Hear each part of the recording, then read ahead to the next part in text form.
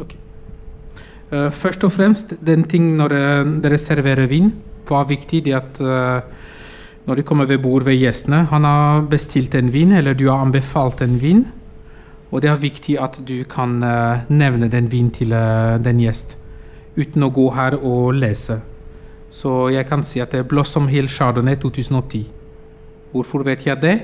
Fordi før jeg åpnet den flasken, jeg gikk bak og jeg gikk og sjekket. Og han gjest, han ser ikke hvilken årsgang det er, fordi den står bak der oppe, og det er ikke å sjekke før jeg serverte den. Og hvorfor er det viktig å si årgang og sånn?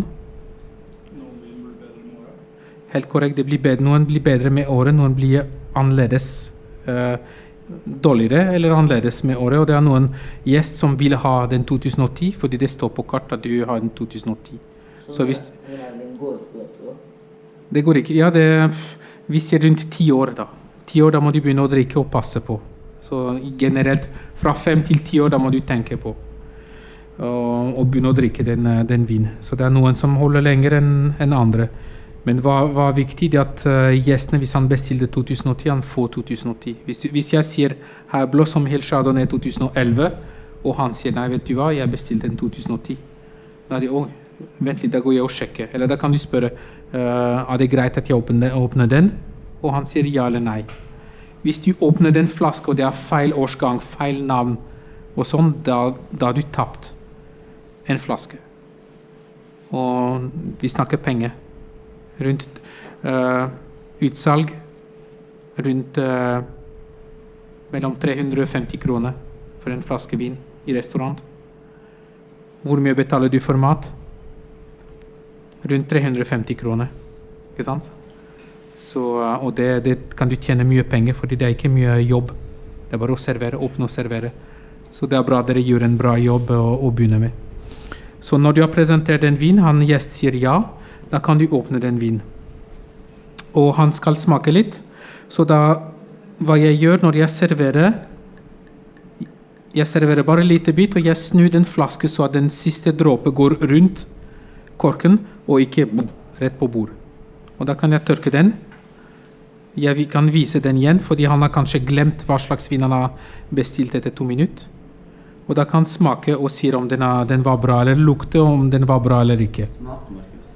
Det er jo bare vann, så det kan... Det smaker vann. Ja, det smaker vann. Veldig bra. Og samme som de andre, når den som har smakt, det er 2 måter å gjøre. Enten du går og serverer andre gjest, fordi han har allerede vin, men hva servitør gjør vanligvis, det er at de glemmer han, fordi de har servert alle de andre, og da går de videre, og de glemmer å fylle opp glasen hans. Men må du ikke ta sånn smakgreie på resten av landet? Nei, det er en som velger vin, det er en som smaker den som sier om den vinen er bra. Og da går du rundt og serverer. Hvitvin, hvis dere ser, litt under halvpart av glass. Hvorfor det? Hvorfor serverer vi ikke full glass med hvitvin? For at det ikke skal serveres. Nei, det er et eller annet med temperatur å gjøre. Hvitvin er kaldt, det skal være kaldt, så vanligvis du setter hvitvin sånn på isbad på en måte. Og hver gang du serverer, det er kaldt. Så tenk på hvis du fyller den vinen helt på topp, det blir varmt fort, og du har ingen kald vin å fylle opp, så at den hele blir kaldt. Så vi serverer alltid litt under halvpart av hvitvin. Når det gjelder rødvin, også Félicité Chardonnay 2016. Så det er også en hvitvin da, men vi sier at det er en rødvin for showet. Jeg satt en kniv her. Hva er viktig for dere å huske det at det er hovedrettkniv, og det er hovedrettglass. Hovedrettkniv og hovedrettglass, de alltid er samme på bord. Hvis dere har 3 vin, 2 hvitvin, da kan dere, og en dessertvin, da gjør dere enten sånn, eller sånn, og som dere ser, den rødvinglass, den beveger seg aldri. Den er klistret fast til den kniv. De andre, de kan bevege seg fritt. Så da har dere lært en regel til. Når det gjelder servering, samme prosedyr. Presentere vin, åpne. Vin kan også settes ved bord. Jeg liker å servere vin til gjestene, så vanligvis setter det litt langt bort. Samme prosedyr. Smake, presentere. Og det er flere måter å holde en flaske vin. Det er midt imellom. Noen som holder det helt på topp her.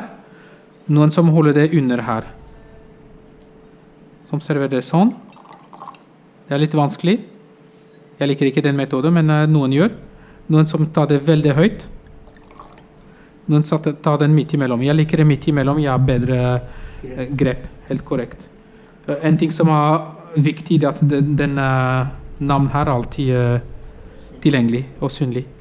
Så at hvis du går rundt og sier, ja, hva var det han bestilte? Da kan du bare gjøre sånn og vise. Det var den. Da kan du gå videre. Og vise igjen, og gå videre. Men Gå videre. når noen bestiller en flaske rødvin eller vin, da, er det noen regler for dem bare en glass hver, eller får de hele flaska? Hvis de bestiller flaske, de får en hele flaske. Hvis de bestiller en glass vanligvis det er rundt 2 deciliter. Med en flaske rødvin, du kan servere 5 glass. En flaske hvitvin, da kan du servere mellom 6 og 8 hvitvinglass.